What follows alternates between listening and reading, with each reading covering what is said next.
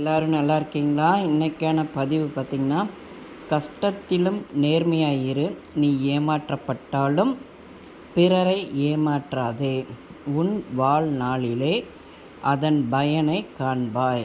கண்டிப்பாங்க வாழ்க்கையில் கஷ்டம் வரும்.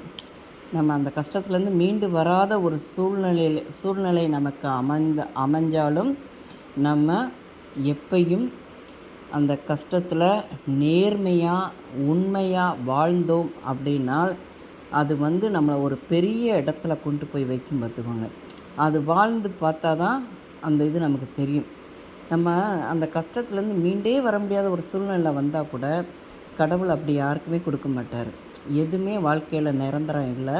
அந்த கஷ்டத்துலேருந்து நம்மளை கையை தூக்கி மேலே கொண்டு வந்துடுவார்.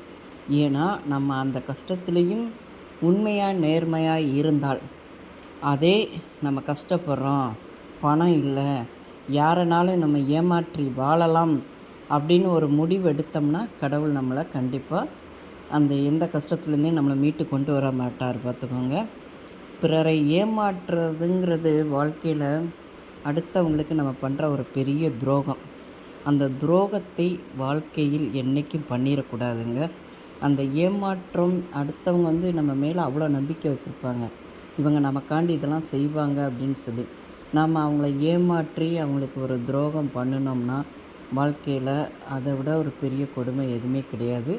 அதனால் நமக்கு எவ்வளோ கஷ்டங்கள் வந்தாலும் அந்த கஷ்டத்திலிருந்து நம்ம மீண்டு வந்துடலான்னு சொல்லி நம்ம எப்பையும் உண்மையாக நேர்மையாக வாழணும்.